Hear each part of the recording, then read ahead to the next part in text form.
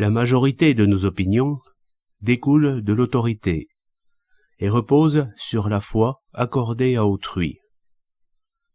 Il n'y a pas de mal à cela, car nous ne saurions guère les choisir par nous-mêmes, à une époque aussi médiocre que la nôtre. Nous n'approuvons les raisonnements de Socrate, d'après l'image que ses amis nous en ont laissée, que pour nous conforter à leur approbation générale. Ce ne peut être par la connaissance que nous en avons. Ils ne sont pas conformes à nos usages. Et si maintenant quelque chose de semblable apparaissait, bien peu de gens lui attacheraient du prix. Nous ne sommes sensibles qu'aux grâces extrêmes, bouffies et enflées par artifice. Celles qui relèvent seulement du naturel et de la simplicité échappent facilement à une vue aussi grossière que la nôtre. Leur beauté délicate et cachée demande une vue bien nette et claire pour découvrir leur lumière secrète. Le naturel n'est-il pas, selon nous, cousin germain de la sottise et digne de reproche? Socrate donnait à son esprit un mouvement naturel et ordinaire, comme parle un paysan, comme parle une femme. Il n'a jamais à la bouche que cocher, menuisier, savetier et maçon. Ce sont des inductions et des similitudes, tirées des actions humaines les plus courantes, les plus communes. Et chacun le comprend. Nous qui estimons plates et basses toutes les idées qui ne relèvent pas du savoir officiel, et qui ne voyons la richesse que dans l'ostentation et la pompe, nous n'aurions jamais su discerner la noblesse et la hauteur de ces admirables conceptions. Notre monde n'est formé qu'à cette ostentation. Les hommes ne s'enflent que de vent, et font des bonds comme les ballons. Socrate, lui, ne propose pas de pensées fumeuses. Son but était de nous offrir des préceptes qui aient un rapport réel avec la vie, et lui soient utiles. Garder la mesure, rester dans les limites, et suivre la nature. Lucain. Il fut toujours semblable à lui-même. Il s'éleva au plus haut, non par à-coups, mais en vertu de son tempérament. Ou pour mieux dire, il n'amplifia rien, mais ramena plutôt au point originel et naturel qui était le sien, les épreuves et les difficultés, et ainsi les soumit à lui. Car on voit bien que chez Caton d'Utique, il y a un comportement volontariste qui va bien au-delà de ce dont les hommes sont ordinairement capables. Dans les belles actions de sa vie comme dans sa mort, on le sent toujours monter sur ses grands chevaux. Socrate, au contraire, a les pieds sur terre. Il traite les sujets les plus utiles d'un pas tranquille et ordinaire, et affronte la mort et les chemins les plus épineux qui soient, en conservant une démarche humaine. Il est heureux que l'homme le plus digne d'être connu et d'être donné en exemple au monde soit celui pour lequel nos connaissances sont les plus sûres. Il a été observé par les hommes les plus clairvoyants qu'il y eut jamais, et les témoins que nous avons de son existence sont admirables de savoir et de fidélité. C'est une grande chose que d'avoir pu donner forme aux idées pures d'un enfant, et que, sans les altérer ni les exagérer, il en est tiré les plus beaux mouvements de notre âme. Il ne nous la présente ni élevée, ni riche, mais seulement saine, mais avec une santé vigoureuse et alerte. En utilisant des ressorts naturels et banals, des réflexions ordinaires et courantes, sans s'émouvoir et sans s'énerver, il a établi non seulement les idées, les actions et les mœurs les mieux réglées, les plus fortes et les plus hautes qu'il y eut jamais. C'est lui qui ramena du ciel, où elle perdait son temps, la sagesse humaine, pour la rendre à l'homme, auprès duquel elle trouve sa tâche la plus laborieuse et la mieux justifiée. Voyez comment il plaide sa cause devant ses juges, comment il mobilise son courage dans les hasards de la guerre, quels arguments il emploie pour se fortifier contre la calomnie, la tyrannie et la mort, et contre la mauvaise humeur de sa femme. En tout cela, il n'y a rien qui soit emprunté aux arts, aux sciences. Les hommes les plus simples y reconnaissent ce dont ils sont capables. Il n'est pas possible d'aller plus loin en deçà. Il a fait une grande faveur à la nature humaine, en montrant combien elle peut tirer d'elle-même. Chacun d'entre nous est plus riche qu'il ne le pense, mais on nous habitue à emprunter et à rechercher toujours autre chose. On nous habitue à nous servir plus des biens des autres que des nôtres. L'homme est incapable de s'arrêter quand il a atteint la limite de ses besoins. Il embrasse plus de richesses, de puissance, de plaisir qu'il ne peut en étreindre, et son avidité est incapable de se modérer. Il me semble qu'il en est de même dans le domaine de la connaissance, et qu'il entreprend plus qu'il ne peut faire, bien plus qu'il n'en a besoin, car il étend l'utilité du savoir en même temps que sa matière s'étend. Notre intempérance nous cause du tourment, dans les lettres comme dans toute chose. Sénèque. Et Tacite a bien raison de louer la mère d'Agricola pour avoir bridé chez son fils un appétit trop bouillant pour le savoir. À regarder les choses en face, c'est quelque chose qui, comme les autres biens que possèdent les hommes, présente beaucoup de vanité et une faiblesse naturelle particulière. Et cela coûte cher.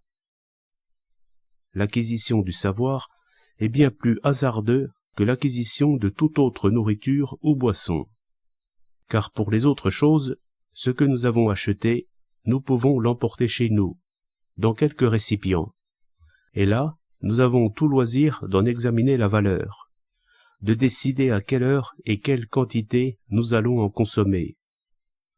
Mais quand il s'agit de connaissances, nous ne pouvons évidemment pas les mettre ailleurs que dans notre esprit. Nous les avalons en les achetant, et nous sortons du marché déjà contaminés ou changés. Il en est d'ailleurs qui ne font que nous embarrasser, et nous alourdissent au lieu de nous nourrir. D'autres encore qui, tout en paraissant nous guérir, nous empoisonnent. J'ai pris plaisir à voir, en quelque endroit, des hommes faire par dévotion des vœux d'ignorance, de chasteté, de pauvreté. C'est là une façon de châtrer nos désirs désordonnés, d'émousser cette cupidité qui nous pousse à l'étude des livres, et de priver l'esprit de cette complaisance qui nous caresse voluptueusement quand nous nous sentons savants. C'est fort bien compléter le vœu de pauvreté que de lui ajouter celle de l'esprit. Nous n'avons guère besoin de savoir pour vivre à notre aise. Et Socrate nous apprend que ce savoir est en nous, et de quelle façon on peut le trouver et s'en servir. Tout ce que nous savons au-delà de ce qui est naturel est à peu près vain et superflu. Encore heureux si cette science ne vient pas nous alourdir et nous troubler plus qu'elle ne nous est utile. Il ne faut guère de connaissances pour former un esprit saint. Sénèque. Ce sont là des excès de notre esprit fiévreux, instrument brouillon et jamais en repos. Recueillez-vous. Vous trouverez en vous-même les arguments de la nature contre la mort, les vrais, et les plus propices à vous être utiles en cas de nécessité. Ce sont ceux qui permettent à un paysan et à des peuples entiers de mourir avec la constance d'un philosophe. Serais-je mort moins facilement avant d'avoir lu les Tusculanes? Je pense que non. Et quand je me sens à l'article de la mort, je constate que ma langue s'est enrichie, mais mon courage, fort peu. Il est toujours comme la nature me l'a forgé, et pour le conflit qui l'attend, il ne dispose que d'une démarche ordinaire et naturelle. Les livres ont plutôt été pour moi des exercices qu'un enseignement. Et que dire, si la connaissance, en essayant de nous fournir de nouvelles armes contre les maux naturels, a plutôt imprimé dans notre esprit leur importance et leur poids qu'elle ne nous en a protégés par ses arguments et ses subtilités. Ce sont vraiment des subtilités par lesquelles elle nous alarme bien souvent inutilement. Voyez comment les auteurs, même les plus concis et les plus sages, sèment autour d'un bon argument quantité d'autres superficiels, et, pour celui qui y regarde de près, inconsistants. Ce ne sont que des arguties verbales qui nous trompent, mais parce qu'ils peuvent avoir une certaine utilité, je ne vais pas les disséquer plus avant. Il y en a dans mon livre un assez grand nombre de ce genre, en divers endroits, emprunts ou imitations.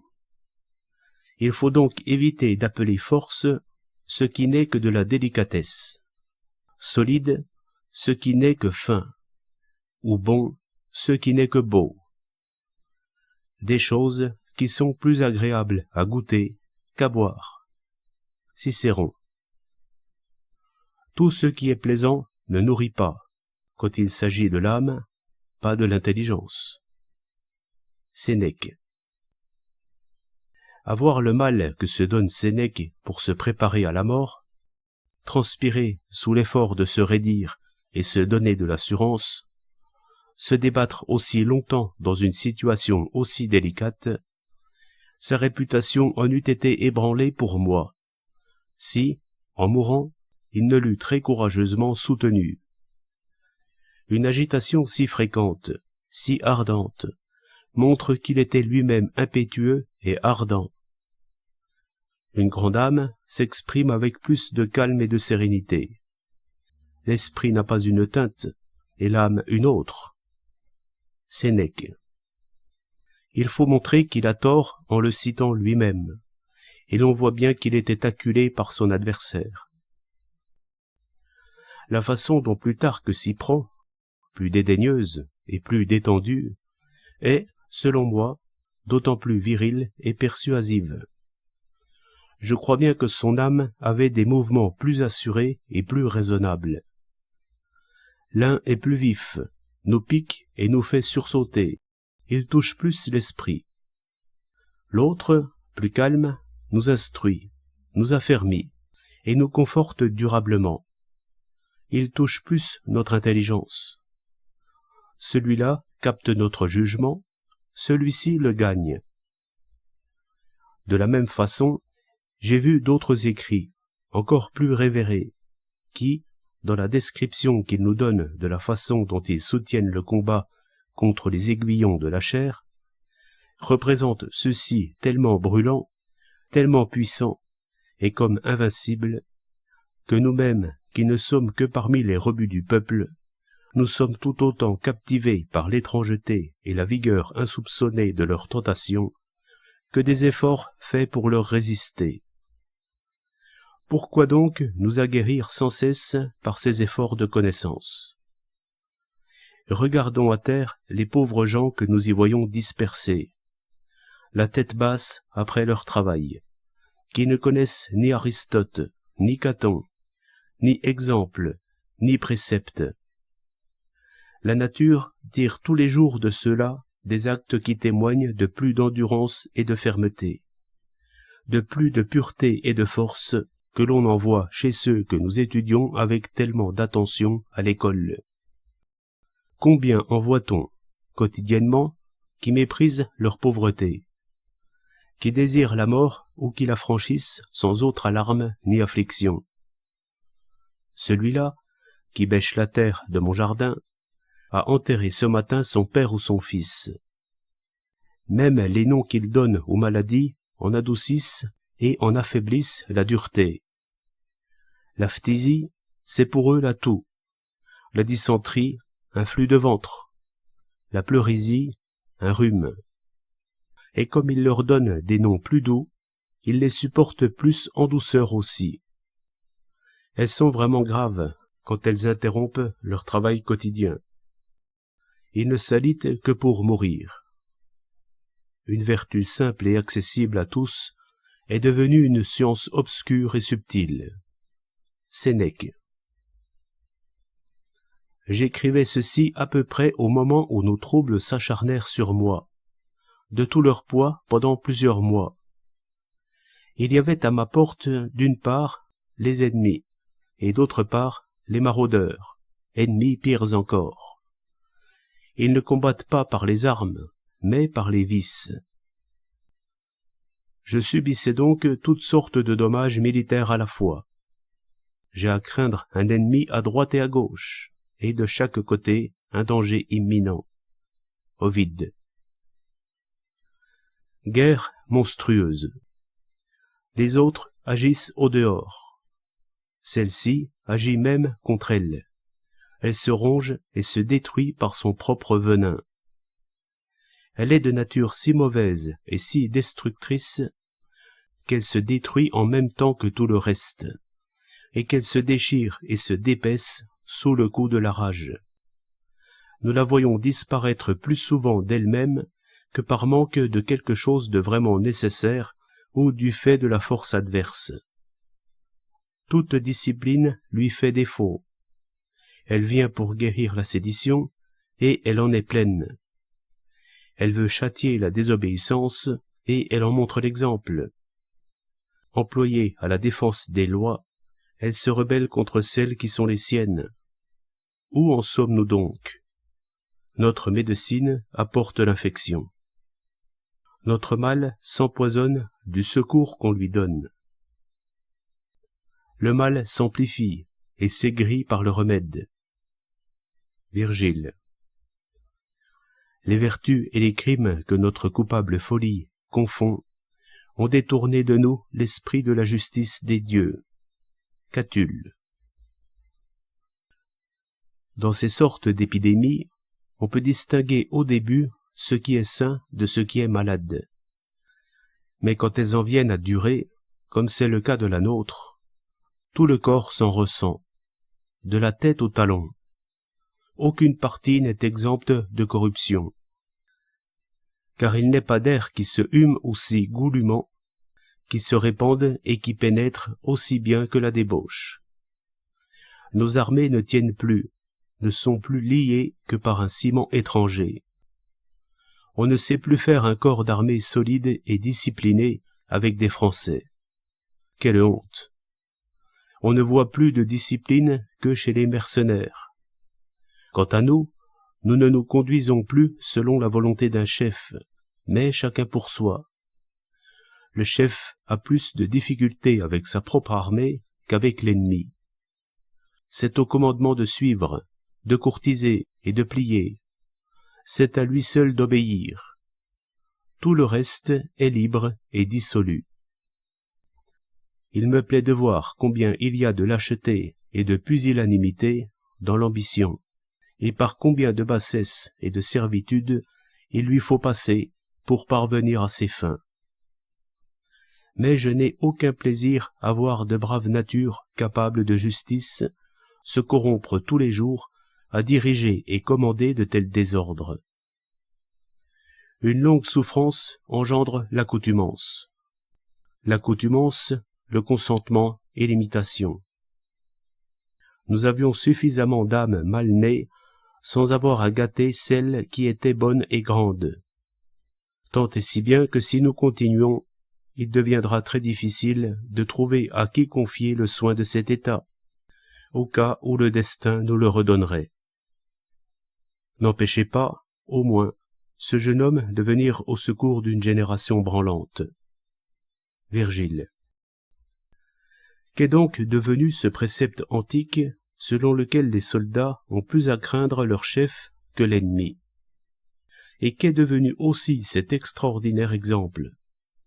Un pommier s'étant trouvé enfermé dans l'enceinte d'un camp de l'armée romaine, celle-ci s'en alla le lendemain, en laissant intact au propriétaire le nombre exact de ses pommes, pourtant mûres et délicieuses. Je voudrais que notre jeunesse, au lieu de passer son temps à des voyages moins utiles et des apprentissages moins honorables, le consacre pour moitié à voir ce qu'est la guerre sur mer sous les ordres de quelque bon capitaine commandeur de l'ordre de Malte, et pour moitié à connaître la discipline des armées turques, car cette dernière présente avec la nôtre bien des différences et bien des avantages.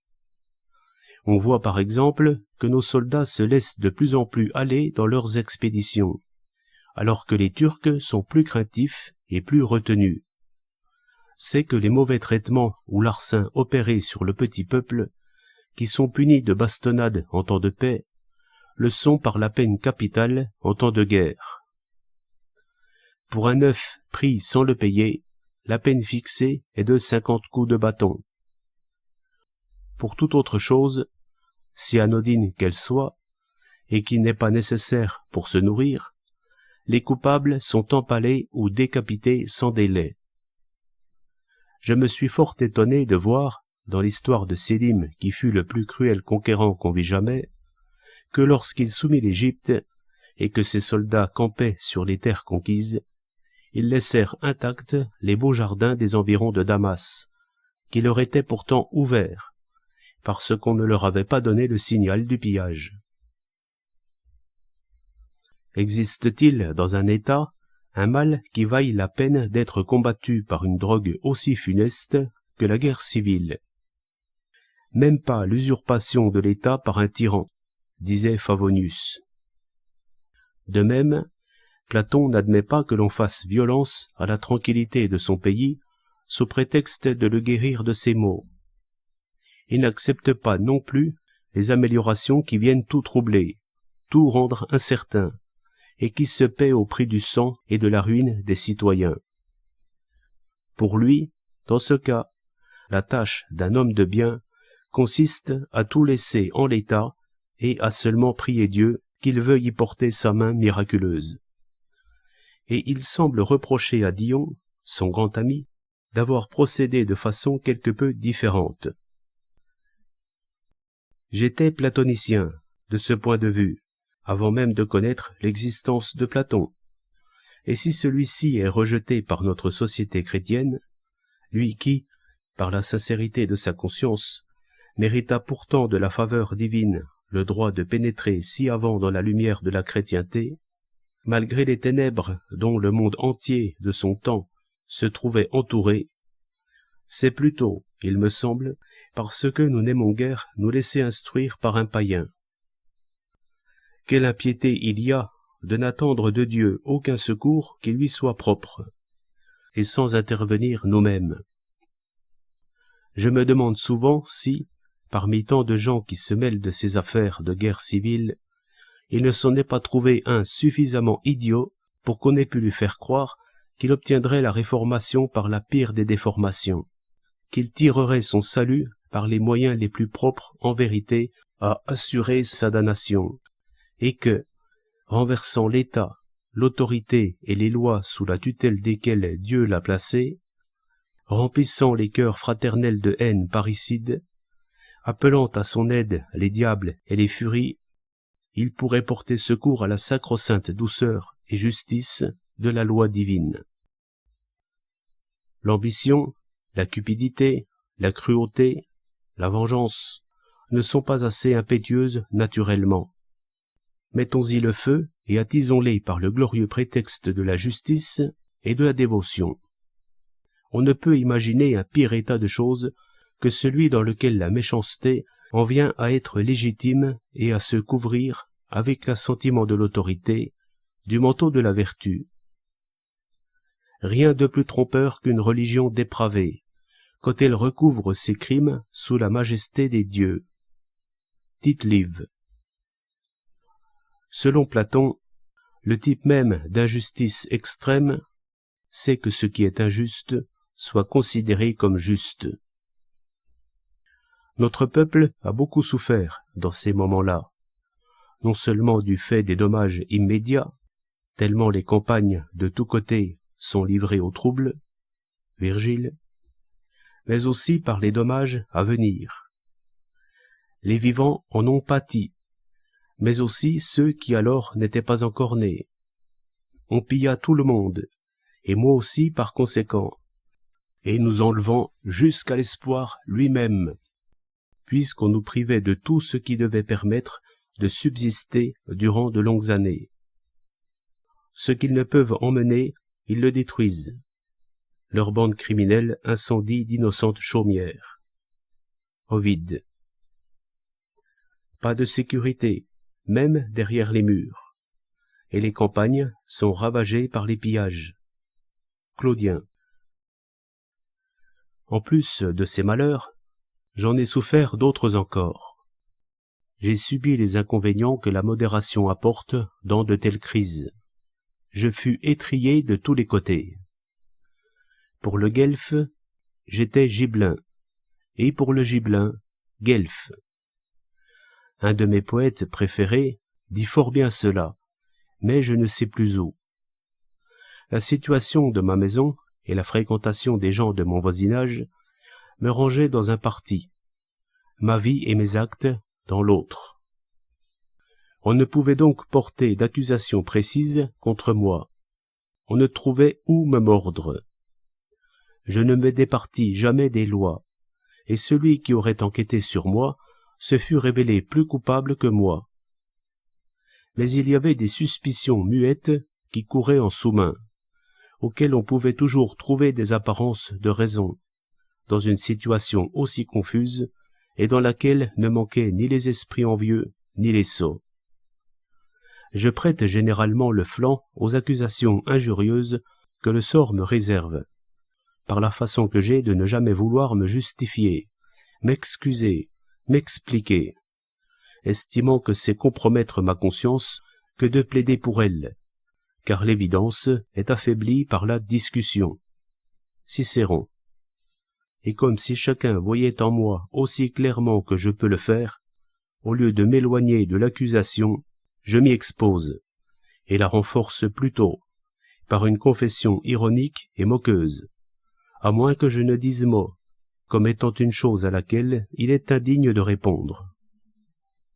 Mais ceux qui prennent cela pour une confiance trop hautaine en moi-même ne me veulent guère moins de mal que ceux qui le prennent pour la faiblesse d'une cause impossible à défendre, et particulièrement les grands de ce monde, envers lesquels le manque de soumission est la faute suprême. Ils sont sévères pour la droiture qui a conscience de ce qu'elle est, qui ne s'abaisse pas, ne se fait pas humble ni suppliante. Je me suis souvent heurté à cela. Toujours est-il que, subissant ce que j'ai subi alors, un ambitieux se serait pendu, et un cupide eût fait de même. Je ne me soucie guère d'acquérir des biens, que je conserve seulement ce que j'ai, et même moins. Vivre pour moi le reste de mes jours, si les dieux me le laissent. Horace. Mais les pertes que je subis par la faute des autres, qu'elles soient dues à un vol ou à une violence, me blessent à peu près comme elles le feraient pour un homme malade et tourmenté par l'avarice. Le coup qui m'est porté a bien plus de gravité que n'en a la perte elle-même. Quantité de maux de toutes sortes m'ont assailli l'un après l'autre. Je les aurais supportés plus allègrement en bloc. Je me demandais déjà auquel de mes amis j'allais pouvoir confier ma vieillesse nécessiteuse et souffreteuse. Après avoir regardé de tous les côtés, je me retrouvai sans ressources. Pour pouvoir se laisser tomber droit comme un plomb, et de si haut, il faut que ce soit entre les bras d'une affection solide, vigoureuse et favorisée par le sort. S'il en est de telles, elles sont rares. Je découvris finalement que le plus sûr était de confier à moi-même et ma propre personne et ma détresse, et que s'il m'arrivait d'être carrément dans les mains du destin, de me recommander d'autant plus fort au mien, de m'occuper surtout de moi, de m'y cramponner. En toutes circonstances, les hommes recherchent l'appui des autres pour épargner leurs propres efforts, qui sont pourtant les seuls puissants et les seuls sûrs pour qui sait s'en servir. Chacun de nous court ailleurs et vers l'avenir, parce que personne ne parvient à s'atteindre soi-même. Et je me suis convaincu que ces ennuis avaient quelque utilité. Il faut bien redresser à coups de fouet les mauvais élèves, quand la raison n'y suffit pas, de même que c'est par le feu et la force des coins que l'on peut remettre droit un bois tordu. Je me dis depuis bien longtemps que je dois m'occuper de moi-même et laisser de côté les choses étrangères. Et pourtant, je regarde toujours ailleurs. Je me laisse tenter par une inclination, un mot favorable prononcé par un grand personnage, le bon visage que l'on me fait. Dieu sait si ces choses sont rares de nos jours, et quelle signification elles en prennent. J'entends encore aujourd'hui, sans froncer les sourcils, les tentatives que l'on fait pour me séduire, et me faire occuper une place en vue. Et je m'en défends si mollement qu'il peut sembler que je préfère m'en laisser convaincre. Mais à un esprit aussi indocile que le mien, il faut des bastonnades. Il faut rebattre et réajuster à grands coups de maillet ce tonneau qui se disjoint, se défait, se disloque et tombe en morceaux. Ces ennuis dont je parlais plus haut ont eu encore une autre utilité. Ils me servaient d'exercice pour me préparer à pire que cela. Si, moi qui, grâce à la chance et à mon caractère, espérais demeurer parmi les derniers, je venais à être l'un des premiers à être pris dans cette tempête. Il m'instruisait de bonne heure à régler ma façon de vivre et à la préparer à une nouvelle situation. La véritable liberté, c'est d'être totalement maître de soi. L'homme le plus puissant est celui qui est le maître de lui-même. Sénèque. En temps ordinaire, quand tout est tranquille, on se prépare à des événements modérés et courants. Mais dans la confusion où nous nous trouvons depuis 30 ans, tout Français est à chaque instant sur le point de voir basculer son destin en particulier, comme celui de la société tout entière. C'est pourquoi il faut tenir son cœur d'autant mieux nourri et de provisions fortes et solides. Sachons gré à la Providence de nous avoir fait vivre en un siècle qui n'est ni mou, ni languissant, ni oisif. Qui n'aurait pu se rendre célèbre autrement, le sera par son malheur. Comme je ne lis guère de troubles de ce genre dans les autres États, dans les livres des historiens, sans avoir le regret de n'avoir pu les voir de mes propres yeux, ma curiosité me conduit à prendre quelque plaisir à assister au spectacle de notre mort publique, à ses symptômes, à son déroulement. Et puisque je ne peux pas le retarder, je suis content d'être destiné à y assister et à m'en instruire. Ainsi, cherchons-nous avidement à retrouver, même simplement dans leur apparence et dans les fictions théâtrales, la représentation des jeux tragiques de la condition humaine. Non que nous n'éprouvions de la compassion pour ce que nous voyons, mais nous prenons du plaisir à exciter notre douleur par le caractère extraordinaire de ces pitoyables événements. Rien ne chatouille qui ne puisse pincer aussi. Et les bons historiens fuient les récits tranquilles comme une eau dormante ou une mer morte. Ils préfèrent les séditions et les guerres, où ils savent que nous les attendons. Je me demande si je puis décemment avouer avoir passé plus de la moitié de ma vie pendant l'écroulement de mon pays, sans grand dommage pour ma tranquillité et mon repos. Je me résigne un peu trop facilement à supporter les malheurs quand ils ne me concernent pas directement. Et avant de me plaindre, je considère non pas tant ce que l'on m'a pris, que ce qui me reste intact, au dedans comme au dehors. Il y a quelque consolation à esquiver tantôt l'un, tantôt l'autre des maux qui nous menacent successivement, et les voir s'abattre ailleurs autour de nous. Dans les calamités publiques, plus ma sympathie est universellement répandue, plus elle s'affaiblit, sans compter le fait que, à peu près sûrement, nous ne ressentons les malheurs publics que pour autant qu'ils lèsent nos propres intérêts. Tite-Live.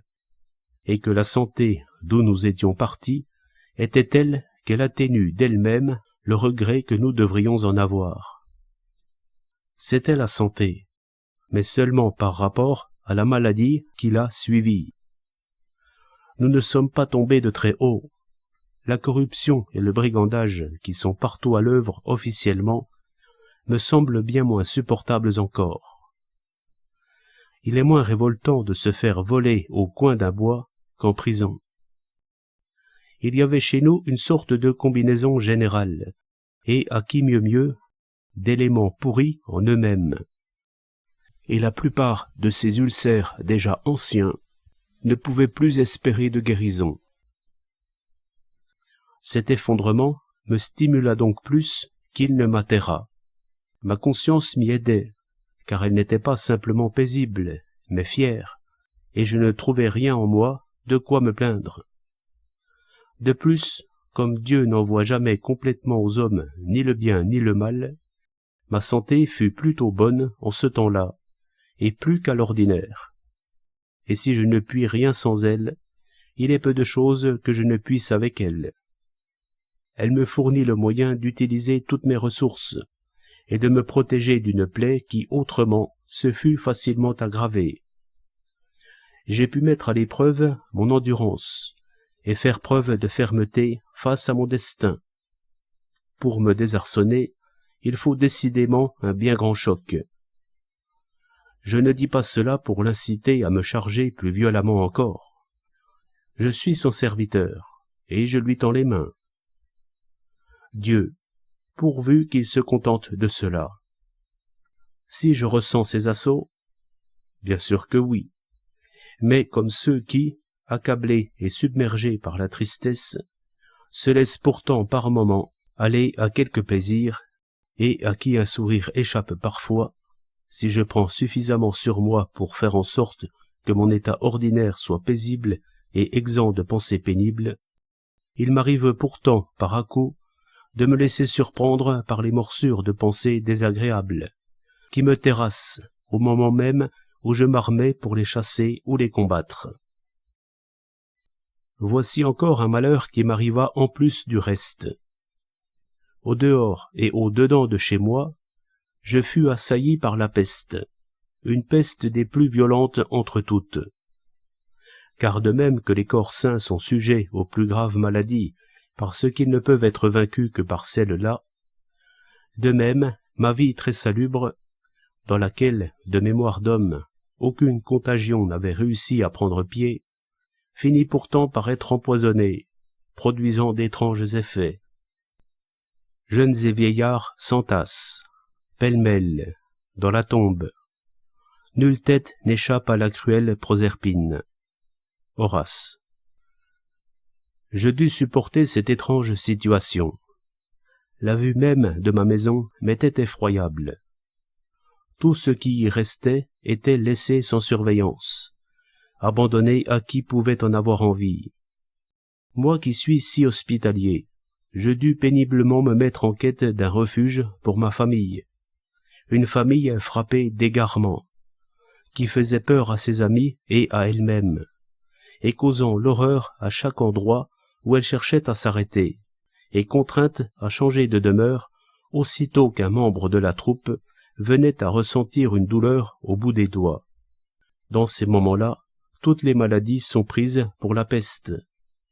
On ne prend même pas le temps d'essayer de les reconnaître. Et le pire, c'est que, selon les règles de la médecine, pour tout danger que l'on a pu approcher, il faut rester 40 jours dans les transes de l'incertitude, l'imagination vous tourmentant pendant ce temps comme elle le veut, et vous rendant fiévreux, vous qui étiez en bonne santé. Tout cela m'eût beaucoup moins atteint, si je n'avais eu à me soucier de la peine des autres et à servir misérablement de guide durant 6 mois à cette caravane. Car je porte en moi mes moyens de préservation, qui sont la détermination et la patience. L'appréhension n'a guère de prise sur moi, et c'est elle qui est particulièrement néfaste dans cette maladie. Si j'avais été seul, et que j'eusse voulu prendre la fuite, c'eût été de façon bien plus vive et plus lointaine. Cette mort ne me semble pas être la pire. Elle se produit en général rapidement, par une sorte d'étourdissement, et sans douleur, atténuée par le fait d'être si courante, et se fait sans cérémonie, sans deuil et sans la foule. Mais parmi les gens des environs, il n'y en eut pas un sur 100 qui put en réchapper. On peut voir déserter les terres où régnaient les bergers et les immenses prairies devenues solitudes. Virgile. Chez moi, l'essentiel de mes revenus provient du travail des gens, et la terre que 100 hommes travaillaient pour moi fut pour longtemps inemployée. Et quel exemple de fermeté la simplicité de tous ces gens ne nous a-t-elle pas donné? Presque tous renonçaient aux soins ordinaires de la vie. Le raisin, richesse principale du pays, demeurait sur la vigne, et tous se préparaient dans l'indifférence à mourir le soir ou le lendemain, avec un visage et une voix si peu altérés qu'ils semblaient avoir accepté cette fatalité, et que leur condamnation fut universelle et inévitable. C'est bien vrai de la mort, mais comme la résolution que l'on montre devant elle tient à peu de choses. La distance, un délai de quelques heures, la vue de l'assistance, voilà qui nous en donne une idée différente. Voyez les gens d'ici, parce qu'ils meurent tous dans le même mois, enfants, jeunes et vieillards, ne s'émeuvent plus, ne se pleurent plus. J'en ai vu qui craignaient de rester en arrière, comme dans une terrible solitude. Et leur seul souci semblait être pour les sépulcres. Ils ne supportaient pas de voir les corps épars dans les champs, à la merci des bêtes qui aussitôt y pullulèrent. Comme les idées humaines sont diverses. Les Néorites, peuple soumis par Alexandre, jettent les corps des morts au plus profond des bois pour qu'ils y soient dévorés. C'est chez eux la seule sépulture considérée comme heureuse. Celui-là, encore sain, creusait déjà sa tombe. D'autres s'y couchaient encore vivants. Un de mes hommes de peine, mourant, attira la terre sur lui-même de ses pieds et de ses mains. N'était-ce pas là s'abriter pour dormir mieux à son aise? C'était bien là une attitude témoignant d'un courage aussi grand que celui des soldats romains que l'on retrouva après la bataille de Cannes, la tête enfouie dans des trous qu'ils avaient creusés de leurs mains, et remplis ensuite pour s'y étouffer. En somme, tout un peuple fut en un instant placé, par ses seuls actes, à un niveau qui ne le cède en rien pour la fermeté, à aucune résolution bien soupesée et délibérée. La plupart des choses que nous apprend la science pour nous donner du courage offrent plus de belle apparence que de force, et plus d'ornement que de résultats. Nous avons abandonné la nature, et nous voulons lui faire la leçon, alors qu'elle nous conduisait de façon si heureuse et si sûre.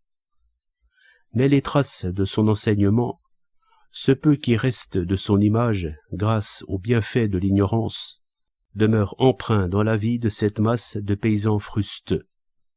La science est d'ailleurs contrainte chaque jour de lui emprunter sa fermeté, sa naïveté et sa tranquillité pour en offrir le modèle à ses disciples.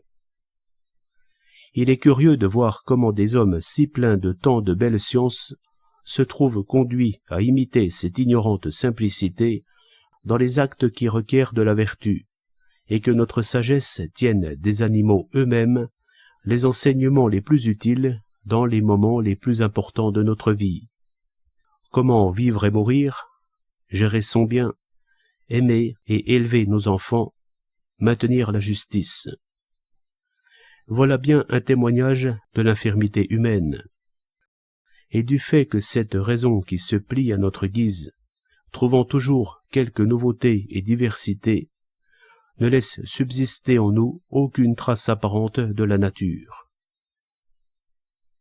Les hommes ont fait avec elle comme les parfumeurs avec leurs huiles. Ils en ont fait quelque chose de tellement sophistiqué, avec toutes leurs argumentations et discours venus de l'extérieur, qu'elle en est devenue quelque chose de variable et adaptable à chacun d'entre nous, et qu'elle a perdu son visage véritable, permanent et universel.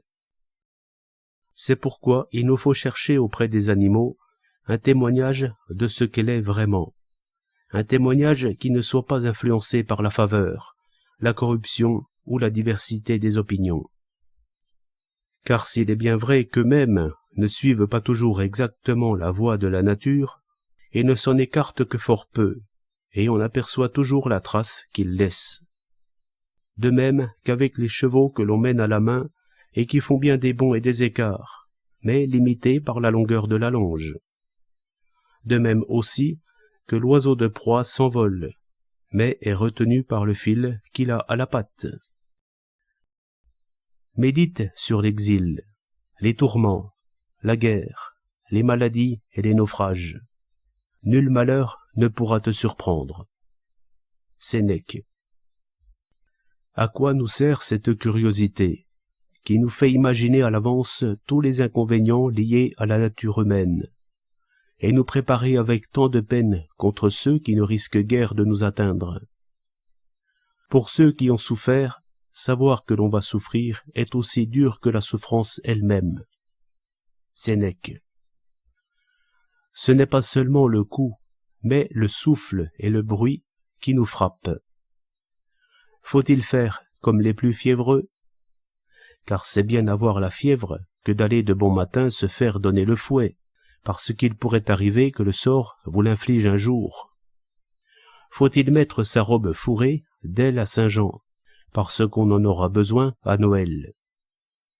Faites l'expérience de tous les maux qui peuvent vous arriver, et notamment les plus extrêmes. Éprouvez-vous, fortifiez-vous contre eux. Voilà ce que disent certains. Mais au contraire, le plus simple et le plus naturel serait de ne même pas y songer. Ils ne viennent pas assez tôt, ils n'existent pas vraiment en nous assez longtemps. Il faut que notre esprit les étende et les prolonge, et qu'il les incorpore en lui-même à l'avance, s'en imprègne, comme s'ils ne pesaient pas suffisamment sur nos sens. Ils seront bien assez pesants quand ils seront là, dit un des maîtres de l'école, non la plus douce, mais la plus austère. Et pendant ce temps, fais-toi plaisir. Crois ce que tu aimes le mieux. À quoi bon aller au-devant de la mauvaise fortune et l'accueillir, perdre le présent par crainte du futur, et être dès à présent malheureux parce que tu le deviendras avec le temps? Sénèque. Voilà ces mots. La science nous rend certainement un grand service en nous faisant connaître exactement la dimension de nos maux, perçant de soucis nos cœurs de mortels. Virgile. Ce serait dommage si une partie de leur étendue échappait à nos sensations et à notre connaissance. Il est certain que pour la plupart des gens, se préparer à la mort a causé plus de tourments que d'endurer la mort elle-même. Un auteur bien avisé a dit jadis « La souffrance physique affecte moins nos sens que le fait d'y penser. » Quintilien. Le sentiment que la mort est présente nous conduit parfois de lui-même à prendre promptement la résolution de ne plus éviter quelque chose qui n'est plus du tout évitable. On a vu jadis des gladiateurs qui, après avoir combattu mollement, acceptaient courageusement la mort, en offrant leur gorge à l'épée de leur adversaire, et l'invitant à frapper. Envisager la mort de plus loin nécessite une détermination durable, et par conséquent difficile à assumer. Si vous ne savez pas mourir comme il faut, ne vous en faites pas. La nature vous renseignera sur le champ, suffisamment et complètement. Elle fera cette besogne pour vous. Ne vous en mettez pas en peine. Mortels, vous cherchez en vain à connaître l'heure incertaine de votre mort, et le chemin qu'elle empruntera. Properce. Un malheur soudain et précis est moins pénible que de souffrir longuement en attendant qu'il vienne. Pseudo-Gallus. Nous troublons la vie par le soin de la mort, et la mort par le soin de la vie. L'une nous tourmente, l'autre nous effraie. Ce n'est pas contre la mort que nous nous préparons, car c'est une chose trop momentanée. Un quart d'heure de souffrance, sans conséquence et sans autre dommage, ne mérite pas de précepte particulier. En fait, nous nous préparons contre les préparations à la mort. La philosophie nous demande d'avoir toujours la mort devant les yeux, de la prévoir et de l'envisager avant son temps, pour nous indiquer ensuite des règles et des précautions à prendre pour que cette prévoyance et cette pensée ne nous blessent pas. C'est ce que font les médecins qui nous plongent dans les maladies, pour avoir des sujets sur lesquels essayer leur drogue et exercer leur art. Si nous n'avons pas su vivre, c'est une injustice de nous apprendre à mourir, et de donner à la fin une tournure différente de ce que fut le tout. Si nous avons su vivre, avec constance et tranquillité, nous saurons bien mourir de même. Que les philosophes s'en vantent tant qu'ils veulent. La vie des philosophes est tout entière une étude dévolue à la mort. Cicéron. Mais il me semble que si la mort est bien son terme, ce n'est pas le but de la vie. C'est sa fin, son extrémité. Ce n'est pas pour autant son objet. La vie doit être elle-même son propre but, son dessein. Elle doit tendre à se régler, se conduire, se supporter. Savoir mourir n'est que l'un des nombreux articles que comporte le devoir essentiel de savoir conduire sa vie.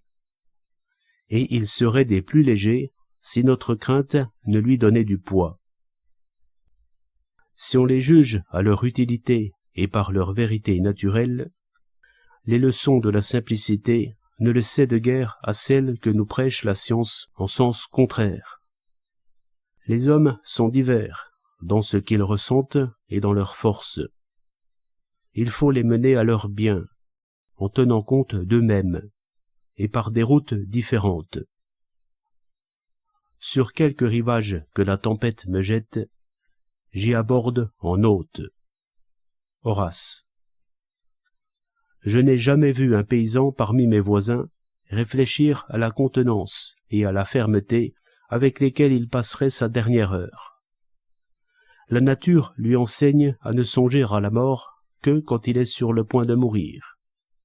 Et dès lors, il est mieux loti qu'Aristote que la mort accable doublement, à la fois en elle-même et du fait d'une longue préparation. C'était pourtant l'opinion de César, que la mort la moins prévue était la plus heureuse et la plus légère. Celui qui souffre avant que ce soit nécessaire, souffre plus qu'il n'est nécessaire. Sénèque. L'amertume que nous ressentons à la pensée de la mort naît de l'importance que nous lui attachons. Nous nous causons toujours du tort ainsi, en voulant devancer et régenter les prescriptions naturelles. C'est bon pour les savants, alors même qu'ils sont bien portants, de dîner plus mal à cause de cela, et de se renfrogner à l'idée de la mort. Le commun des mortels, lui, n'a besoin ni de remède, ni de consolation, sauf quand le coup arrive, et ne s'intéresse qu'à ce qu'il ressent. N'est-ce pas ce que je disais tout à l'heure, que la stupidité du peuple et son incapacité à appréhender les choses lui procurent en retour cette capacité à supporter les maux présents et cette profonde indifférence à l'égard des sinistres événements futurs? L'âme de ces gens, parce qu'elle est plus épaisse et obtuse, est moins pénétrable et moins sujette à l'agitation. Pour Dieu, s'il en est bien ainsi, tenons dorénavant école de bêtise, car c'est au fruit suprême promis par les sciences qu'elle conduit tout tranquillement ses disciples. Nous ne sommes pas en peine de bons maîtres d'école, interprètes de la simplicité naturelle. Socrate en est un, car d'après mes souvenirs, il parle à peu près en ce sens aux juges qui délibèrent et qui ont sa vie entre leurs mains. Je crains, messieurs, que si je vous demande de ne pas me faire mourir, je ne m'enferre dans la délation de mes accusateurs, qui prétendent que je me crois plus savant que les autres, parce que j'aurai quelques connaissances secrètes des choses qui sont au-dessus et au-dessous de nous. Ce que je sais, c'est que je n'ai ni fréquenté, ni fait la connaissance de la mort, et que je n'ai rencontré personne qui ait pu faire l'expérience de ce qu'elle est pour venir m'en instruire. Ceux qui la craignent présupposent qu'ils la connaissent. Quant à moi, je ne sais ni ce qu'elle est, ni ce qu'il y a dans l'autre monde. Peut-être la mort est-elle une chose indifférente, peut-être est-elle désirable. On peut pourtant penser, s'il s'agit de la transmigration d'un lieu en un autre, qu'il peut y avoir avantage à aller vivre auprès de tant de grands personnages défunts, et d'être dispensé d'avoir affaire à des juges iniques et corrompus. S'il s'agit d'un anéantissement de notre être, c'est encore une sorte de progrès que d'entrer dans une longue et paisible nuit. Nous ne sentons en effet rien de plus doux dans la vie qu'un repos et un sommeil tranquille et profond, sans songe. Les choses dont je sais qu'elles sont mauvaises, comme d'offenser son prochain et désobéir à son supérieur, qu'il s'agisse de Dieu ou d'un homme, je les évite soigneusement. Celles dont je ne sais si elles sont bonnes ou mauvaises, je n'ai pas de raison de les craindre. Si je meurs et que je vous laisse en vie, seuls les dieux verront pour qui, de vous ou de moi, cela ira mieux. Je vous laisse donc décider, en ce qui me concerne, comme il vous plaira.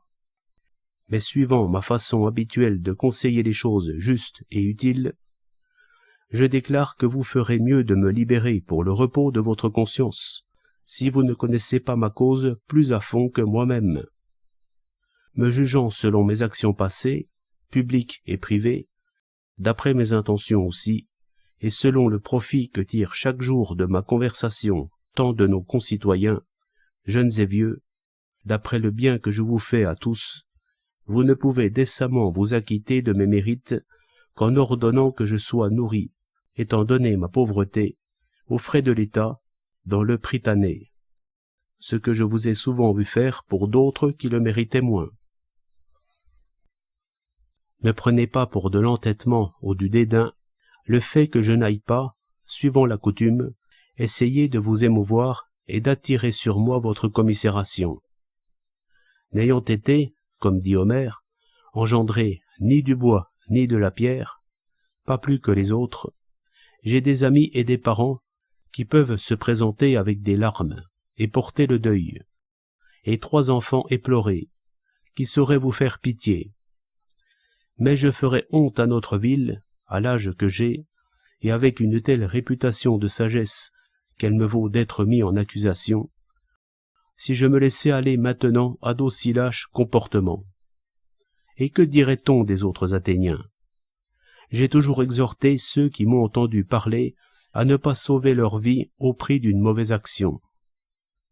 Et dans les guerres que mena mon pays, à Amphipolis, à Potidée, à Délie et autres lieux où je me suis trouvé y prendre part, j'ai montré par mes actes combien était éloignée de moi l'idée de préserver honteusement ma sécurité. Je vous ferai d'ailleurs manquer à votre devoir en vous invitant à faire des choses laides, car ce ne sont pas mes supplications qui doivent vous convaincre, mais les raisons simples et fermes de la justice. Vous avez juré aux dieux de vous maintenir dans le respect des lois. En faisant ainsi, je pourrais faire croire que je vous soupçonne de ne point croire à leur existence, et je semblerais témoigner contre moi-même que je ne crois pas en eux comme je le devrais, comme si je me défiais de leur attitude, et ne remettais pas complètement mon affaire entre leurs mains. J'ai une entière confiance en eux, et je suis certain qu'ils agiront dans cette affaire de la façon la plus convenable, et pour vous et pour moi. Les honnêtes gens, vivants ou morts, n'ont rien à craindre des dieux. N'est-ce pas là un plaidoyer naïf et d'une élévation exceptionnelle, dans un moment d'urgence particulière? Ce fut vraiment légitime de le préférer à celui que le grand orateur Lysias avait rédigé pour lui, dans le plus pur style judiciaire. mais peu digne d'un aussi noble criminel. Pouvait-on attendre de la bouche de Socrate une voix suppliante? Cette autre vertu aurait-elle cédé précisément quand il lui fallait se montrer? Et sa riche et puissante nature pouvait-elle s'en remettre à l'art oratoire pour sa défense? Pouvait-elle, dans son ultime épreuve, renoncer à la vérité et à la sincérité naturelle qui étaient les ornements de sa propre éloquence, pour se parer du phare et des figures de style qui sont les procédés d'un discours préparé?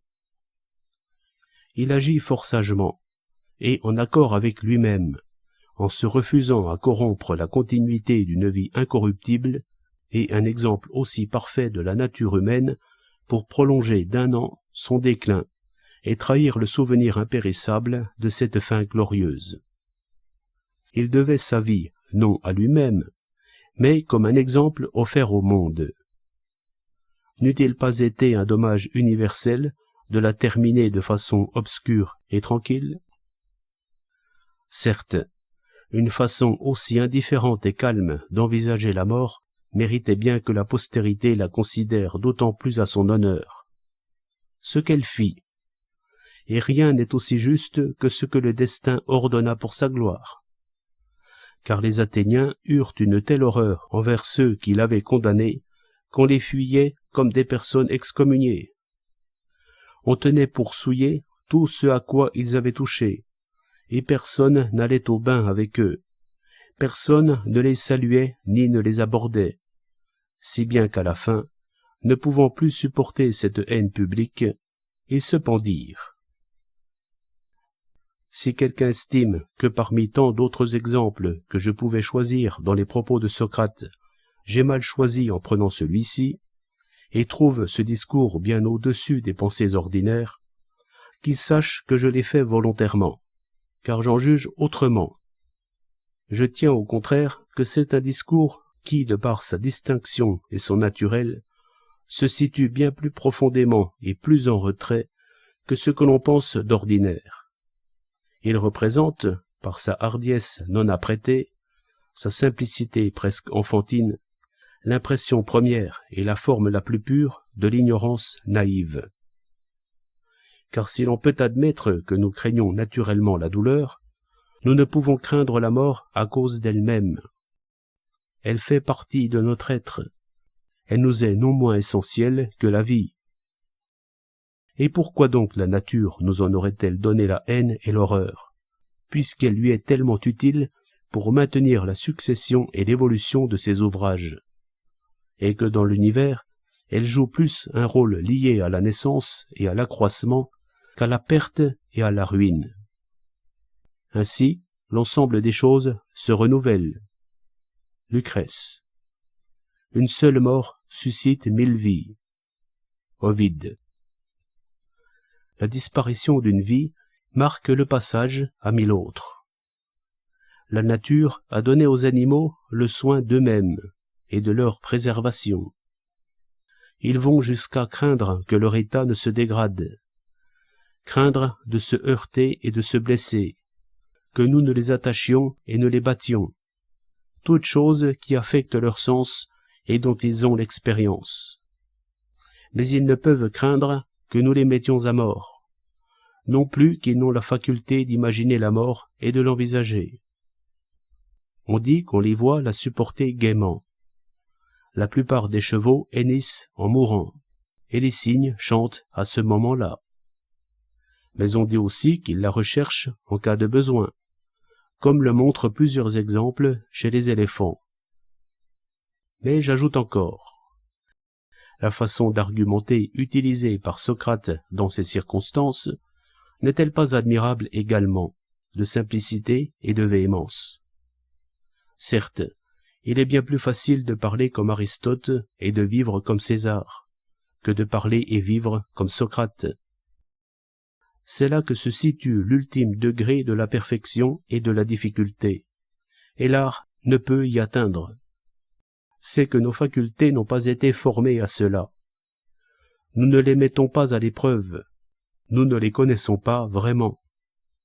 Nous nous affublons de celles d'autrui, et nous laissons les nôtres inemployées. C'est ainsi que quelqu'un pourrait dire de moi que je me suis contenté de faire dans ce livre un bouquet de fleurs étrangères, n'ayant fourni, de mon côté, que le fil pour les lier. Certes, j'ai reconnu publiquement que ces ornements empruntés m'accompagnent, mais je ne veux pas qu'ils me recouvrent et qu'ils me dissimulent. Ce serait le contraire même de mon dessein, moi qui ne veux montrer que moi-même, et ce qui est mien naturellement. Si j'avais suivi mon idée, j'aurais probablement parlé seul en mon nom. Je me charge chaque jour un peu plus de ces emprunts, au-delà de mon idée première et de mon dessein initial, pour me conformer à la mode actuelle, et par paresse. Si cela n'est pas en accord avec ce que je suis, comme il me semble, tant pis. Cela peut être utile à quelqu'un d'autre. Il en est qui citent Platon et Homère, qui ne les ont jamais lus, et moi-même, je les ai utilisés assez souvent autrement que dans leur version originale. Sans difficulté ni compétence particulière, ayant 1000 volumes de livres autour de moi dans l'endroit où j'écris, je peux emprunter à l'instant, si je veux, à une douzaine de ravaudeurs de ce genre-là, que je ne feuillette pourtant guère. De quoi illustrer mon essai sur la physionomie. Il me suffit de l'épître liminaire d'un Allemand pour me trouver farci de citations, et trouver avec cela une gloire délectable en trompant les sottes gens. Ces agencements de lieux communs, avec lesquels tant de gens s'épargnent de la peine, ne sont utiles que pour des sujets eux-mêmes communs, et pour faire étalage de science, non pour nous servir de règles de conduite. C'est le fruit ridicule de la science que Socrate agite si plaisamment contre Eutydème.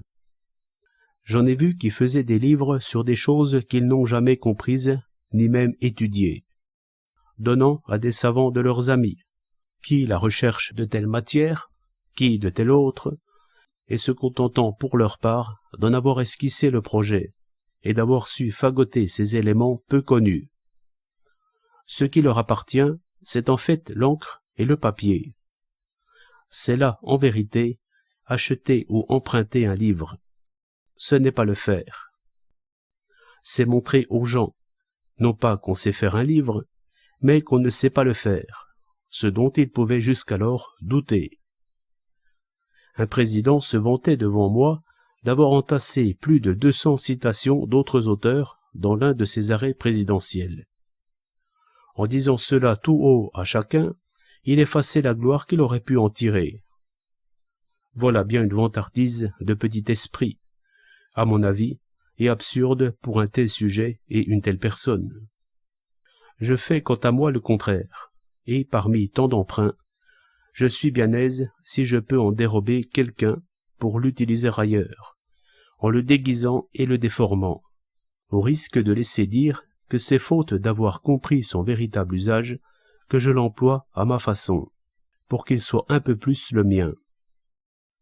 Il en est qui se vantent de leur larcin, et les prennent à leur compte. Ils ont donc plus de crédit que moi auprès des juges. Les gens comme moi, qui sont partisans de la nature, estiment que l'honneur qui est dû à l'invention est de loin supérieur à celui de la citation. Si j'avais voulu faire un livre savant, je l'aurais fait plus tôt. J'aurais écrit à une époque encore proche de mes études, quand j'avais plus d'esprit et de mémoire que maintenant, et si j'avais voulu faire le métier d'écrivain, je me serais plutôt fié à la vigueur qu'on a à cet âge qu'à celui que j'ai maintenant. Et que serait-il advenu si la gracieuse faveur que le hasard m'a un jour offerte par l'entremise de cet ouvrage avait pu se produire à cette époque au lieu de maintenant, à l'âge où l'on désire aussi bien posséder qu'on est prêt à perdre. 2 personnes de ma connaissance, grands hommes de savoir, ont perdu à mon avis la moitié de ce qu'ils valaient pour avoir refusé de publier à 40 ans et attendu d'en avoir 60. La maturité a ses défauts, tout comme la verdeur, mais ils sont encore pires, et la vieillesse est aussi peu propice à ce type de travail qu'à tout autre.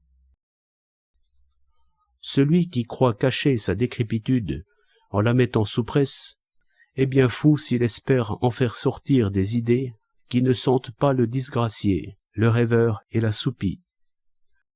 Notre esprit se constipe et épaissit en vieillissant. J'expose pompeusement et largement l'ignorance, et j'énonce la science maigrement et piteusement.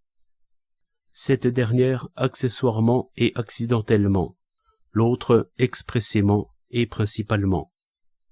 Et je ne traite de rien spécialement, sinon du rien, ni d'aucune science, si ce n'est celle de l'absence de science. J'ai choisi pour cela le moment où ma vie, qui est ce que je veux peindre, est tout entière devant mes yeux. Ce qui en reste tient plus de la mort que de la vie. Et même s'agissant de ma mort, si je la rencontrais et que je bavarde avec elle comme d'autres l'ont fait, je raconterai encore volontiers cela au public en partant. Socrate a été l'exemple parfait de toutes les grandes qualités. Je suis fâché qu'il ait été doté d'un corps et d'un visage si vilains, à ce que l'on en dit, et si peu en harmonie avec la beauté de son âme, alors que lui-même était si amoureux de la beauté et si attaché à elle. Nature lui a fait une grave injustice. Il n'y a rien de plus vraisemblable que la conformité dans la relation du corps à l'esprit. Que l'âme soit logée dans tel ou tel corps a de l'importance pour elle, car c'est du corps que proviennent bien des éléments propres à aiguiser l'esprit, et d'autres qui peuvent l'émousser. Cicéron. Cet auteur, Cicéron, parle de laideur contre nature, et de difformité des membres. Mais ce que nous appelons laideur, c'est aussi ce qui choque au premier coup d'œil, principalement sur le visage, et qui nous rebute, soit à cause du teint, d'une tache, d'une expression désagréable, quelque cause souvent inexplicable sur des membres pourtant bien constitués et normaux. La laideur, qui recouvrait une très belle âme, était de cet ordre chez la Boétie. Cette laideur superficielle, qui est pourtant la plus impérieuse, cause cependant moins de tort à l'esprit, et n'a guère de conséquences sur l'opinion des hommes. L'autre type de laideur, qui s'appelle plus justement difformité, est plus profonde et étend plus facilement ses effets à l'intérieur. Ce n'est pas le soulier de cuir bien lisse, mais le soulier bien formé, qui révèle la forme intérieure du pied. Socrate disait, à propos de sa laideur corporelle, qu'il en aurait été de même pour son âme, s'il n'avait corrigé celle-ci par l'éducation. Mais disant cela, je crois qu'il plaisantait, selon son habitude. Jamais âme d'une telle qualité ne s'est faite d'elle-même. Je ne dirai jamais assez combien j'estime la beauté, qualité puissante et avantageuse. Socrate l'appelait une petite tyrannie, et Platon le privilège de la nature. Il n'est pas d'autre qualité qui la surpasse en prestige. Elle tient le premier rôle dans les rapports entre les gens. Elle se manifeste à nous, séduit notre jugement, et s'en rend maître avec une grande autorité par l'extraordinaire impression qu'elle fait sur lui. Phryné eût perdu son procès, même avec l'aide d'un excellent avocat, si, ouvrant sa robe, elle n'avait pas séduit les juges par l'éclat de sa beauté. Et je constate que Cyrus, Alexandre, César, ces trois maîtres du monde, ne l'ont pas négligé dans la façon de mener leurs grands desseins. Et le premier Scipion non plus. Un même mot grec désigne à la fois ce qui est beau et ce qui est bon. Et le Saint-Esprit appelle souvent bon ceux qu'il veut désigner comme beaux. Je garderai volontiers le rang des biens, comme le disait la chanson, que Platon dit avoir été très connu, tirée de l'œuvre de quelques poètes anciens. La santé, la beauté, la richesse. Aristote dit que c'est aux beaux qu'il appartient de commander, et que, quand leur beauté en vient à approcher celle des statues des dieux, une même vénération leur est due. À quelqu'un qui lui demandait pourquoi on fréquentait ceux qui sont beaux plus souvent et plus longtemps, il répondit « C'est une question qui ne peut être posée que par un aveugle ». La plupart des philosophes, et les plus grands d'entre eux, payèrent leurs études et acquirent la sagesse par l'entremise de la beauté et des faveurs qu'on lui accorde. Non seulement chez ceux qui sont à mon service, mais chez les animaux eux-mêmes, je considère que la beauté est à 2 doigts de la bonté. Il me semble pourtant que la forme et l'aspect d'un visage, les traits par lesquels on augure des dispositions internes de nos destins à venir, est quelque chose qui ne se laisse pas facilement ranger au chapitre de la beauté ou de la laideur. De la même façon que toute odeur agréable et la sérénité de l'air ne promettent pas la santé, ni toute lourdeur et puanteur l'infection, dans une époque où sévit la peste. Ceux qui accusent les dames de contredire leur beauté par leurs mœurs n'ont pas toujours raison, car sur un visage qui n'est pas très bien dessiné, peut néanmoins régner un air de probité inspirant la confiance. De même qu'à l'inverse, j'ai parfois lu dans de beaux yeux les menaces dues à une nature méchante et redoutable. Il y a des physionomies favorables, et dans une foule d'ennemis victorieux, vous choisiriez immédiatement parmi quantité de gens inconnus celui-là plutôt que cet autre, pour vous rendre à lui et lui remettre votre vie. Il ne s'agit pas là de beauté à proprement parler. C'est une bien faible garantie que la mine de quelqu'un, et toutefois, elle mérite d'être prise en considération. Et si j'avais à les châtier, ceux que je châtierais le plus rudement seraient les méchants qui font mentir et trahissent les promesses que la nature leur a posées sur le front. Je serais plus sévère pour ceux qui cachent la méchanceté sous une apparence de bienveillance. Il semble qu'il y ait des visages heureux, d'autres malheureux, et je crois qu'il faut quelque habileté pour distinguer les visages bienveillants des niais, les sévères des rudes, les méchants des chagrins, les dédaigneux des mélancoliques, et autres airs voisins. Il y a des beautés non seulement fières, mais aigres, d'autres douces jusqu'à en être fades. Je demeure indécis sur la possibilité d'en tirer quelques pronostics sur ce qui leur arrivera dans le futur. J'ai repris à mon compte, comme je l'ai dit ailleurs, tout simplement et tout crûment, ce précepte ancien qui dit que nous ne saurions avoir tort en suivant la nature, et que le souverain précepte, c'est de se conformer à elle. Je n'ai pas, comme Socrate, corrigé par la force de la raison mes dispositions naturelles, et je n'ai nullement modifié artificiellement mes penchants. Je me laisse aller comme je suis venu. Je ne combats rien. Mes 2 pièces maîtresses, mon corps et mon âme, vivent d'elles-mêmes en paix et en bon accord.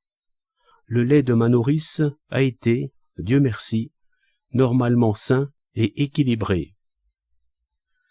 En passant, je voudrais dire ceci.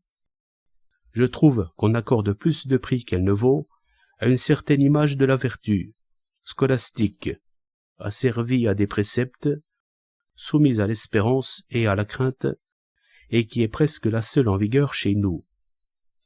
J'aime la vertu quand ce ne sont pas les lois et la religion qui la font, mais la peaufine et lui donne son autorité. J'aime qu'elle soit capable de se soutenir sans aide, qu'elle ait poussé sur ses propres racines par la semence de la raison universelle, qui est inscrite en tout homme non dénaturé. Cette raison, qui permet à Socrate de redresser ses tendances vicieuses, le rend obéissant aux hommes et aux dieux qui règnent sur sa ville, courageux devant la mort, non parce que son âme est immortelle, mais parce qu'il est mortel. C'est une mauvaise règle pour toute société, bien plus dommageable qu'ingénieuse et subtile, celle qui veut faire croire au peuple que la foi peut suffire seule, indépendamment de la conduite, pour contenter la justice divine. L'expérience nous montre qu'il y a une énorme différence entre la dévotion et la conscience. J'ai une apparence favorable, aussi bien physiquement que par l'opinion qu'elle peut donner de moi. Comment ai-je dit « j'ai » C'est plutôt « j'ai eu ». Crémis. Terence. Hélas, ce que tu vois n'est plus que le squelette d'un corps. Pseudo-Gallus. Et cette apparence est tout le contraire de celle de Socrate. Il m'est arrivé souvent que par le seul fait de ma prestance et de mon allure, des gens qui ne me connaissaient pas du tout m'ont témoigné une grande confiance dans leurs propres affaires, comme à propos des miennes. Dans les pays étrangers, j'ai bénéficié pour cela de faveurs singulières et rares. En voilà 2 exemples qui méritent peut-être que je prenne la peine de les raconter en détail.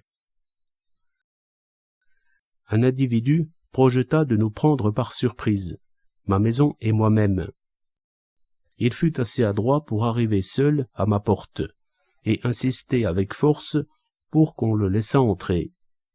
Je le connaissais de nom, et j'avais quelques raisons de me fier à lui, puisqu'il était mon voisin, et vaguement mon parent par alliance. Je lui fis ouvrir comme je le fais pour tout le monde. Le voici tout effrayé, avec un cheval hors d'haleine et harassé. Il me débite cette fable. Il venait d'affronter, à une demi-lieue d'ici, un de ses ennemis, que je connaissais aussi. J'avais même entendu parler de leur querelle. Cet ennemi l'avait poursuivi de très près, et lui-même, surpris, en désarroi du fait d'une escorte inférieure en nombre, s'était précipité à ma porte pour y trouver refuge.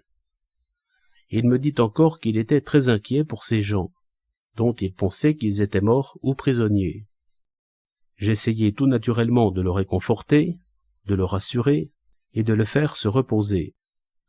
Mais bientôt après, voilà 4 ou 5 soldats qui se présentent à ma porte, avec la même mine et le même effroi. Et puis d'autres et d'autres encore ensuite, bien équipés et armés, jusqu'à 25 ou 30 qui feignaient avoir leur ennemi sur les talons. Cette bizarrerie commença à éveiller mes soupçons. Je n'ignorais pas à quelle époque je vivais, et combien ma maison pouvait être convoitée. Et je savais aussi que la même chose était arrivée à des personnes de ma connaissance. Tant et si bien que, trouvant qu'il n'était pas convenable d'avoir commencé à faire plaisir et de ne pas aller jusqu'au bout, je pris le parti le plus naturel et le plus simple, comme je le fais toujours, et donnai l'ordre qu'on les laissât entrer. Je suis en vérité peu défiant et suspicieux de nature. Je penche volontiers vers l'excuse et l'interprétation la plus douce des choses. Je prends les hommes pour ce qu'ils sont généralement. Je ne crois pas à leur penchant pervers et contre nature, si je n'y suis contraint par une preuve certaine. De même que pour les monstres et les miracles. Je suis en outre un homme qui m'en remet volontiers au hasard, et me laisse aller à corps perdu entre ses bras. Jusqu'ici, j'ai eu plus de raisons de m'en louer que de m'en plaindre, et j'ai trouvé le sort plus avisé et plus amical pour mes affaires que je ne le suis moi-même. Il y a eu dans ma vie quelques situations dont on peut fort bien dire que la conduite en a été délicate, ou, si l'on veut, sage. De celle-là, considérez que le tiers a dépendu de moi, et les 2 autres tiers au moins du hasard. Il me semble que nous nous trompons dans la mesure où nous ne faisons pas suffisamment confiance au ciel et attendons de notre conduite plus qu'il ne nous appartient de le faire. Voilà pourquoi nos projets échouent si souvent. Le ciel est jaloux de l'importance que nous attribuons aux droits de la sagesse humaine, au détriment des siens, et les rétrécit d'autant plus que nous les amplifions. Tous ces gens, donc, demeurèrent à cheval dans ma cour, pendant que leur chef était avec moi dans la grande salle. il n'avait même pas voulu qu'on mît son cheval à l'écurie, prétendant qu'il allait s'en aller dès qu'il aurait eu des nouvelles de ses hommes. Il se vit alors maître de son entreprise, et il ne lui restait plus qu'à mettre son plan à exécution. Il a dit souvent depuis, car il ne craignait pas de raconter cette histoire, que c'était mon visage et mon air détaché qui lui avaient arraché la trahison des mains. Il remonta à cheval, ses gens ayant continuellement les yeux sur lui pour voir quel signe il allait leur donner, et bien étonné de le voir sortir en abandonnant l'avantage obtenu. Une autre fois, me fiant à je ne sais quelle trêve qui venait d'être proclamée dans nos armées, je me mis en route pour un voyage qui devait me faire traverser un pays particulièrement dangereux. On n'eût pas plutôt découvert ma présence que 3 ou 4 groupes de cavaliers surgissent de divers endroits pour me prendre. L'un d'eux me rejoignit lors de ma 3e étape, et je fus attaqué par 15 ou 20 gentilshommes masqués, suivis d'une quantité d'archers à cheval. Me voilà pris, je me rends. On me traîne dans les fourrés d'une forêt voisine. On m'enlève mon cheval. On dévalise mes coffres, ma cassette est prise. Les chevaux et leur équipage attribués à de nouveaux maîtres. Nous demeurâmes longtemps dans ce hallier à discuter de ma rançon. Il la fixait si haut qu'il semblait bien qu'ils ne me connaissaient guère. Ils entrèrent en grande discussion au sujet de ma vie, et il est vrai que plusieurs de ces circonstances faisaient peser sur moi la menace du danger dans lequel je me trouvais maintenant. Maintenant, du courage, aîné, il te faut un cœur ferme. Virgile. Je m'accrochai toujours à l'existence de la trêve en ma faveur, leur abandonnant seulement le butin pris en me dépouillant, qui n'était pas à mépriser, sans promettre une autre rançon. Après 2 ou 3 heures passées là, ils me firent monter sur un cheval qui ne pouvait leur échapper, confièrent le soin de me conduire personnellement à 15 ou 20 arquebusiers, dispersèrent mes gens aux mains des autres soldats et ordonnèrent qu'on nous emmène comme prisonniers par diverses routes. Comme j'étais déjà à 2 ou 3 portées d'arquebuse de là, ayant déjà imploré et Castor et Pollux, Catulle, voilà que se produit un changement tout à fait inattendu. Je vois revenir à moi le chef de la troupe, avec des paroles plus douces. Il se met en devoir de rechercher mes hardes dispersées et me fait rendre celles qu'il peut trouver, jusqu'à ma cassette. Mais le meilleur présent que l'on me fit alors, ce fut de me rendre finalement ma liberté. Le reste n'avait guère d'importance pour moi à ce moment-là. Je ne connais toujours pas vraiment la véritable cause d'un changement si soudain, et de ce retournement sans aucune raison apparente, d'un repentir aussi miraculeux à cette époque, dans une entreprise préméditée et délibérée, qui était devenue une pratique normale, car je leur avais tout de suite avoué de quel parti j'étais et quel chemin je prenais. Le personnage le plus important, qui se démasqua et me fit connaître son nom, me répéta plusieurs fois que je devais cette délivrance au visage que j'offrais, à la liberté et à la fermeté de mes paroles, qui me rendaient indigne d'un tel traitement, et me demanda de le traiter de la même façon à l'occasion. Il est possible que la volonté divine ait voulu se servir de ce moyen pour me préserver, car elle me défendit encore le lendemain lors d'embûches bien pires et dont ils m'avaient eux-mêmes averti. L'un des 2 gentilshommes concernés dans cette histoire est encore en vie et peut la raconter. L'autre a été tué il n'y a pas longtemps. Si mon visage ne témoignait pas pour moi, si on ne lisait dans mes yeux et dans ma voix la sincérité de mes intentions, je n'aurais pas vécu si longtemps sans querelle et sans mauvais coups, avec cette grande liberté que j'ai de dire à tort et à travers ce qui me vient à l'esprit, et de porter des jugements sans retenue.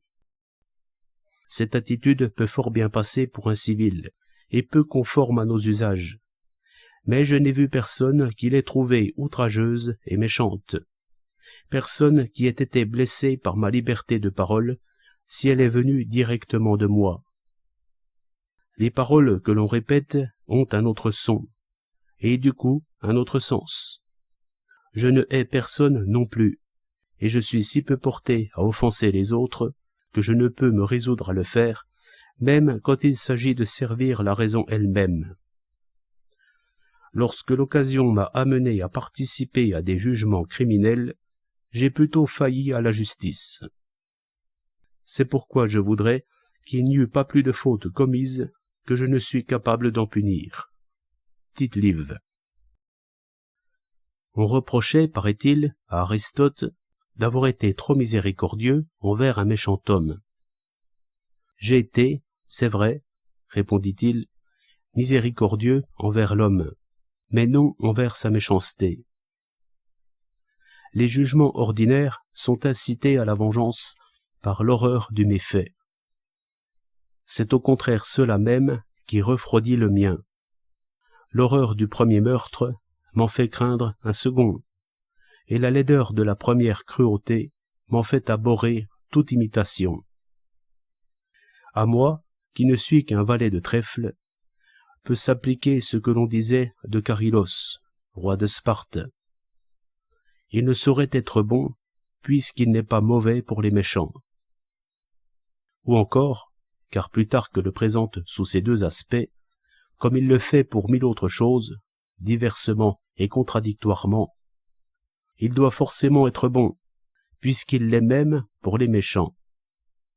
Si je suis fâché d'user des moyens légitimes envers ceux que cela mécontente, je dois reconnaître qu'envers ceux qui y consentent, je ne suis pas très regardant à en employer d'illégitimes.